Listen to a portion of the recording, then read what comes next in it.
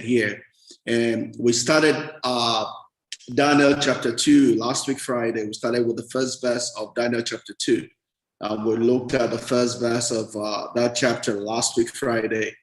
And we're still on that, right? We started with the fact that it was talking about Nebuchadnezzar having a dream. And we said that very verse of scripture, that dream kind of defines the whole of the book of Daniel, right? And representative again of what the name Daniel means. The name Daniel means God is judge, or God has judged, or God has decided, right? And we see here that we're talking about the dream that Nebuchadnezzar had, which was a dream talking about the close of the age, close of a time, right? The beginning of the end of the last days, right? The beginning of the judgment of God to close the chapter of creation, right? And so we see here that Nebuchadnezzar had that dream, but he could not remember the dream, and his spirit left him, right? So we first of all wanted to help ourselves understand what a dream is and what dreams represent. So we started by talking about what dreams are, right? A dream is a type of a vision. A dream is one of the ways by which God speaks to us, right? But, it's not the only way, nor has God guaranteed that he will lead anybody by a dream. We know that God leads people by dream, but doesn't lead everybody necessarily by dreams. Also, we have the devil's interference in dreams also. Because you have a dream does not mean that dream came from God.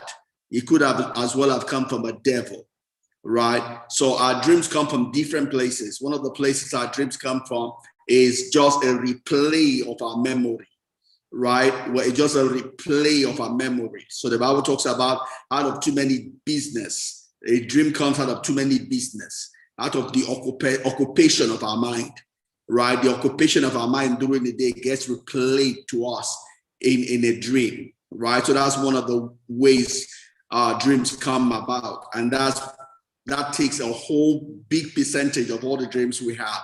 I'll call it maybe like 80% of all the dreams we have are just a replay of our memory, right?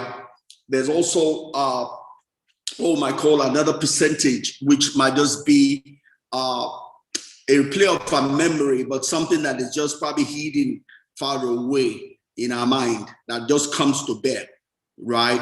For whatever reason or the other, right? Maybe we encountered somebody, we saw somebody we had not seen before, we had a deja vu, all of those stuff might come to us in a dream, right? There's also a percentage of a dream then that comes from the what we call infinite wisdom, or from the influence of the spirit realm, right? And that would either come from God or from a devil. Anytime we talk about the spirit world, we must never forget it's not only God that exists there, right? So everything that comes from a spirit world is not necessarily God, because also you have a devil, right? So because it came from a spirit world doesn't mean it is God, right? That's why the Bible talks about that we need to test every spirit. You need to test every voice. You need to test every dream, right? And Daniel helps us. He tells us that interpretation of a dream belongs to God. Because I had a dream does not mean that whatever I just saw in the dream is exactly what it represents. It's one thing to have a dream. It's another thing to have an interpretation of the dream, what the dream represents, right? So we need to be careful lest we get misled or we go astray by reason of dreams.